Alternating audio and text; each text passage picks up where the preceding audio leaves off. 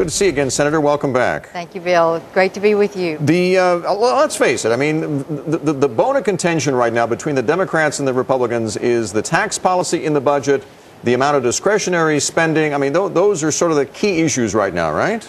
Yes, that's correct. That's correct. And so what does your alternative do specifically? Well, for one thing, it extends the tax cuts of 2001 and 2003. I think the worst thing we can do right now is signal that we're going to increase the capital gains and dividends rate in 2 years and have a fall in the stock market. We need to be shoring up the stock market, not dragging it down. Secondly, we need everyone to be in a lower bracket. And third, I think it is very important that we keep the marriage penalty relief that would be in our alternative. Lower taxes have worked every time we have been in a recession, and I think raising taxes has never been proven to work.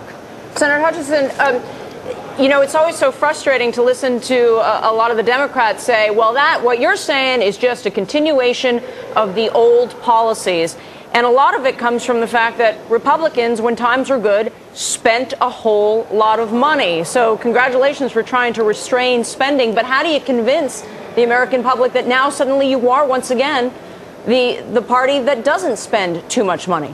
Well, if you will look at the cause for the deficits during the last 8 years, it is because we were fighting a war on terror after 9/11. If you remember, we had a balanced budget in 2001 before 9/11. And then our economy went into a recession, but we were able to pull out with the tax cuts. That's what did it.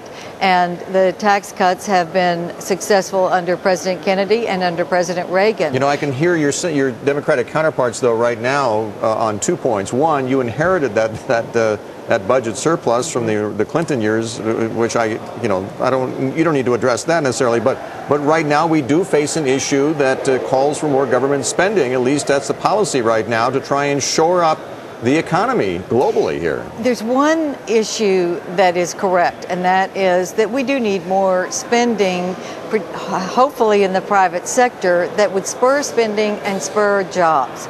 We need that. We need it for the next 2 years. This budget that the President and Congress have put forward it's a 10-year plan, which in the Senate has been cut back to 5, but the job creation are government jobs. It's not as stimulative as it needs to be, and most of all, it doesn't start cutting back in the out years when we are going to have a debt that is probably unsustainable. Senator Hutchinson, it's Brian Shackman here. Obviously, we recognize it's a tough spot, right? I mean, you don't have the votes. You've been challenged to come up with an alternative, and you've done so.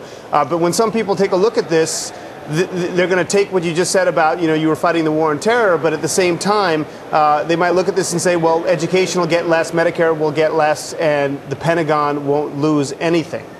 Actually, all of the accounts, education, transportation, will get more. It is a baseline budget plus the rate of inflation. So you're never going to go back, but you are holding the line on bigger increases than inflation, which is what drives us into the debt. The defense and veterans they are allowed to go up more because we are still fighting a war, which apparently we're going to have to do even more in Afghanistan.